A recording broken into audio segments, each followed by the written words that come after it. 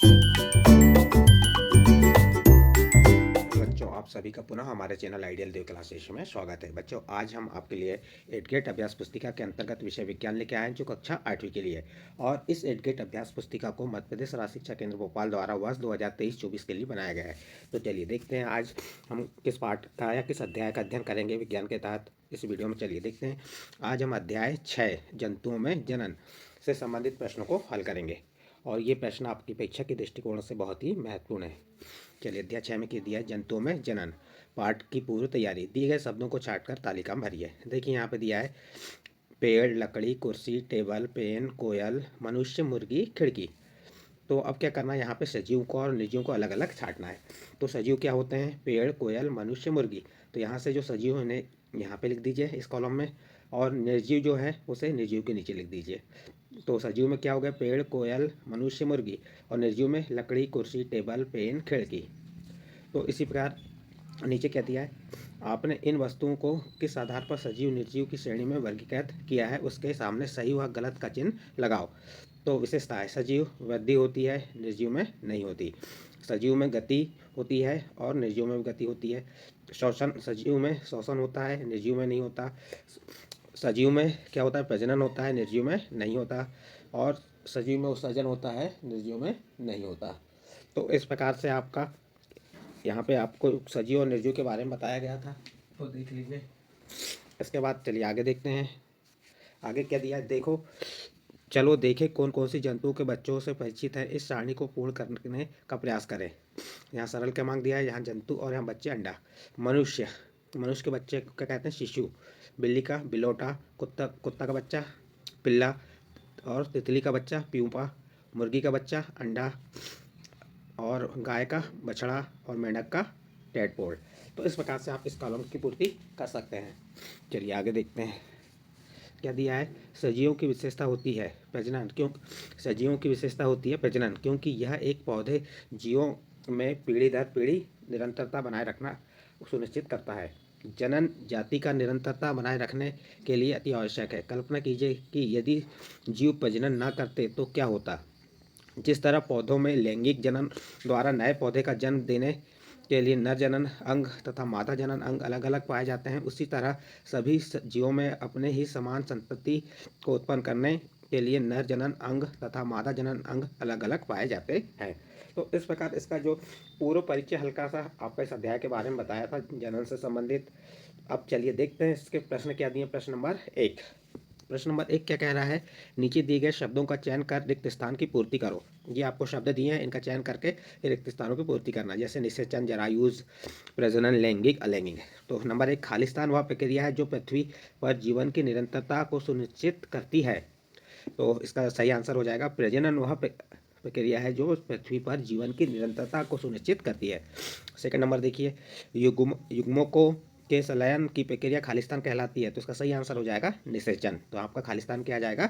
निषेचन आ जाएगा। नेक्स्ट प्रश्न देखिए, इस प्रकार का जनन जिसमें नर तथा मादा युग्म का संलयन होता है खालिस्तान जनन कहलाता है। तो आपका सही आंसर हो जाएगा यहाँ पे लैंगिक जनन। तो आप खालिस्तान क्या लिख देंगे? लैंगिक जनन। नेक्स्ट प्रश्न, वे जंतु जो सीधे ही शिशु को जन्म देते हैं खालिस्तान जंतु कहलाते हैं। तो आपका खालिस्तान क्या आ जाएगा? जरायुज जंतु कहलाते हैं। खालिस्तान जनन में केवल एक ही जनक शामिल होता है। तो आपके खालिस्तान में यहाँ क्या आ जाएगा? अलैंगिक जनन में केवल एक ही जनक शामिल होता है। इस प्रकार जो आपके रिक्त स्थान दिए थे, कितने रिक्त स्थान दिए थे? 5 रिक्त स्थान यहाँ पे कंप्लीट होते हैं। चलिए इसके आगे देखते हैं। इसके बाद क्या दिया आपका? सही विकल्प के आगे सही का निशान लगाइए। इसका प्रश्न नंबर 1 देखिए। प्रश्न नंबर 1 क्या कह रहा है, परख नली शिशु का विकास होता है। परख नली शिशु का विकास होता है। ए नंबर परख नली में, बी नंबर प्रयोगशाला में, सी नंबर मादा के शरीर में, और डी नंबर नर के शरीर में। तो प्रश्न क्या है, परख नली शिशु का विकास होता है। तो इसका सही आंसर आ जाएगा सी नंबर मादा के शरीर में। फिर प्रश्न नंबर 2 देखिए, चित्र में दर्शाए जंतु के जीवन चक्र के विभिन्न अवस्थाओं में ए, बी, सी व डी क्रमश हैं। देखिए यहाँ पे जो ए बी सी ये दिया है आपका, ए बी सी डी क्रमश दिया हुआ है। तो इसका सही आंसर क्या होगा? सबसे पहले क्या होगा, जो इनका जीवन चक्र के लिए अवस्थाएं क्या होंगी? अंडे देंगे, अंडे के बाद आरंभिक टेटपोड होंगे, फिर बाद में टेटपोड, और फिर बाद में वयस्क। तो इसका बी नंबर का ऑप्शन सही होगा। नेक्स्ट प्रश्न देखते हैं। प्रश्न नंबर 3, एक किसान अदरक की खेती करना चाहता है, वह परिवर्धन की कौन सी विधि प्रयोग में लाएगा? ए नंबर मुकुलन, बी नंबर कायिक प्रवर्धन, सी नंबर खंडन और डी नंबर बीजाणु निर्माण। तो इसका सही आंसर आ जाएगा बी नंबर कायिक प्रवर्धन। नेक्स्ट प्रश्न है, मेंढक के जीवन चक्र की अवस्था टैडपोल के कायांतर के लिए कौन सा तत्व पानी में उपलब्ध होना चाहिए? A number chlorine, B number carbon, C number sulphur और डी नंबर आयोडीन। तो इसका सही आंसर आ जाएगा डी नंबर आयोडीन। नेक्स्ट प्रश्न है, द्विखंडन द्वारा जनन विधि पाई जाती है। द्विखंडन द्वारा जनन विधि पाई जाती है तो ए नंबर हाइड्रा में, बी नंबर ईस्ट में, सी नंबर अमीबा में और डी नंबर मानव में। तो इसका सही आंसर आ जाएगा सी नंबर अमीबा में। नेक्स्ट प्रश्न देखिए, इसके बाद आपका प्रश्न नंबर यहाँ से अति लघु उत्तरीय प्रश्न चालू हो जाएंगे। तो अति लघु उत्तरीय प्रश्न एक देखिए क्या कह रहा है, आईवीएफ का पूरा नाम लिखो। तो देखिए बच्चों, इसमें आईवीएफ का पूरा नाम क्या होगा? इन विट्रो निषेचन। इसका पूरा नाम क्या होगा? इन विट्रो निषेचन। तो आपका प्रश्न नंबर एक कंप्लीट हुआ। इसके बाद प्रश्न नंबर 2 देखिए, किस जीव का अंडा सबसे बड़ा होता है? तो आपका उत्तर हो जाएगा शुतुरमुर्ग का अंडा सबसे बड़ा होता है। किस जीव का अंडा सबसे बड़ा होता है? तो जो शुतुरमुर्ग जीव है उसका अंडा सबसे बड़ा होता है। इसके बाद नेक्स्ट प्रश्न है आपका प्रश्न नंबर 3। प्रश्न नंबर 3 क्या कह रहा है, भ्रूण का निरंतर विकास कहाँ होता है? प्रश्न क्या है आपका, भ्रूण का निरंतर विकास कहाँ होता है? तो उत्तर हो जाएगा आपका गर्भाशय में भ्रूण का निरंतर विकास होता है। तो कहाँ होता है भ्रूण का निरंतर विकास? गर्भाशय में होता है। नेक्स्ट प्रश्न है प्रश्न नंबर 4, जनन क्या होता है? जंतुओं में जनन की विधियां कौन कौन सी हैं? तो उत्तर देखिए, जनन जाति यानी स्पीसीज की निरंतरता बनाने के लिए आवश्यक है। जनन क्या है? जनन जाति की निरंतरता बनाए रखने के लिए आवश्यक है। जंतुओं में जनन विधियां 2 हैं, नंबर 1 लैंगिक जनन, नंबर 2 अलैंगिक जनन। इस प्रकार आपका प्रश्न नंबर 4 कंप्लीट होता है। इसके बाद नेक्स्ट प्रश्न आता है आपका प्रश्न नंबर 5। और प्रश्न नंबर 5 कैसे प्रश्न है बच्चों? ये लघु उत्तरीय प्रश्न है आपके। तो क्या कह रहा है इसमें, आंतरिक निषेचन तथा बाह्य निषेचन में अंतर बताते हुए उनके उदाहरण दीजिए। तो चलिए देखते हैं इसका उत्तर क्या है। आंतरिक निषेचन वह निषेचन जो मादा के शरीर के अंदर होता है आंतरिक निषेचन कहलाता है। उदाहरण मनुष्य, गाय, कुत्ते आदि। और बाह्य निषेचन वह निषेचन जिसमें नर तथा मादा युग्मक का संलयन मादा के शरीर के बाहर होता है, बाह्य निषेचन कहलाता है। उदाहरण के लिए मछली, स्टारफिश आदि। तो इस प्रकार से आप प्रश्न नंबर 5 का उत्तर कंप्लीट कर सकते हैं। इसके बाद नेक्स्ट प्रश्न आता है आपका प्रश्न नंबर 6। प्रश्न नंबर 6 में क्या कह रहा है, मानव शुक्राणु तथा मानव अंडाणु का नामांकित चित्र बनाइए। तो आपको क्या करना है, मानव शुक्राणु और मानव अंडाणु का चित्र बनाते हैं। तो ये मानव शुक्राणु का हो गया और ये मानव अंडाणु का क्या हो गया, नामांकित चित्र हो गया। इस प्रकार से आप नामांकित चित्र बना के उनके नाम दर्शा सकते हैं। ये अंडाशय हो गया, ये गर्भाशय हो गया, ये अंडवाहिनी हो गई। ये किसका चित्र हो गया? मानव अंडाणुओं का। और ये मानव शुक्राणु का, तो इसका ये पूज्य बता देंगे, ये मध्य भाग है, शिरा है। तो इस प्रकार से ये आप चित्र बना के बता सकते हैं। आपकी पुस्तक में दिया गया है ये चित्र। चलिए देखते हैं आगे प्रश्न नंबर 7। प्रश्न नंबर 7 क्या कह रहा है, मछली तथा मेंढक एक साथ सैकड़ों अंडे देते हैं जबकि मुर्गी एक समय में एक ही अंडा देती है, क्यों? तो उत्तर देखिए, मछली और मेंढक में बाह्य निषेचन होता है और ये अपने शरीर से बाहर सैकड़ों अंडे देते हैं जो जल, वायु व वर्षा से प्रभावित होते हैं और उन अंडों में से कुछ अंडे निषेचित होते हैं, जबकि मुर्गी में आंतरिक निषेचन होता है और निषेचन दर उच्च होती है। तो इस प्रकार आप प्रश्न नंबर 7 को कंप्लीट कर सकते हैं। इसके बाद नेक्स्ट प्रश्न आता है आपका प्रश्न नंबर 8। प्रश्न नंबर 8 क्या कह रहा है, लैंगिक जनन तथा अलैंगिक जनन में क्या अंतर है? उदाहरण दीजिए। तो उत्तर देखिए, लैंगिक जनन में नर तथा मादा युग्मक का संलयन होता है। उदाहरण के लिए मनुष्य। और अलैंगिक जनन में क्या होता है? अलैंगिक जनन में केवल एक ही जनक नए जीव को जन्म देता है, जैसे उदाहरण हाइड्रा और अमीबा। इस प्रकार से आप बच्चों प्रश्न नंबर 8 का उत्तर लिख सकते हैं। इसके बाद नेक्स्ट प्रश्न आता है आपका प्रश्न नंबर 9। प्रश्न नंबर 9 में क्या कह रहा है, जरायुज जंतु तथा अंडप्रेजक जंतुओं में उदाहरण देकर अंतर स्पष्ट कीजिए। देखिए, जरायुज जंतु तथा अंडप्रेजक जंतुओं में अंतर, वह जंतु जो सीधे ही शिशु को जन्म देते हैं, वह जंतु जो सीधे शिशु को जन्म देते हैं जरायुज जंतु कहलाते हैं। और वे जंतु जो अंडे देते हैं अंडप्रेजक जंतु कहलाते हैं। जरायु जंतु के उदाहरण हो गए गाय, घोड़ा, हाथी, गधा, बंदर आदि। और अंडप्रेजक जंतुओं के उदाहरण क्या हो गए? कबूतर, कौवा, मोर, डंक, हंस आदि। तो इस प्रकार से बच्चों आपका दीर्घोत्तरीय प्रश्न 9 कंप्लीट होता है। इसका नेक्स्ट प्रश्न आता है आपका प्रश्न नंबर 10।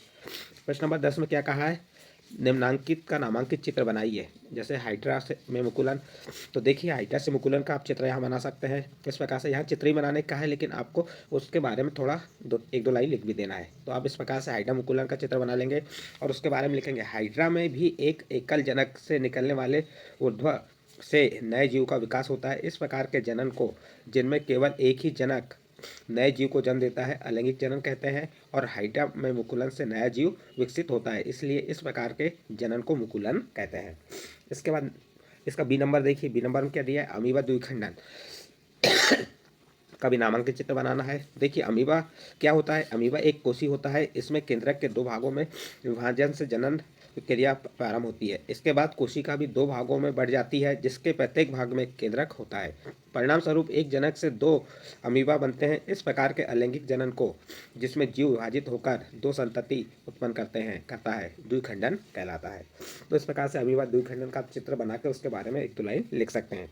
नेक्स्ट प्रश्न देखिए, इसके बाद यहाँ पे आपका प्रश्न कंप्लीट होता है। अब प्रोजेक्ट कार्य आता है। प्रोजेक्ट कार्य एक क्या कह रहा है, आप आपके आसपास के कम से कम 10 जंतुओं का अवलोकन करिए तथा उनको जरायु एवं अंडप्रेरक जंतुओं में वर्गीकृत कर सारणी बनाई। देखिए बच्चों, आप अपने आसपास के 10 जंतुओं को एकत्रित करना है और कौन सा जंतु जरायुष है और कौन सा जंतु अंडप्रेरक है। जरायुष कौन होते हैं, वह जो सीधे बच्चे देते हैं, और अंडप्रेरक कौन होते हैं, जो अंडे देते हैं।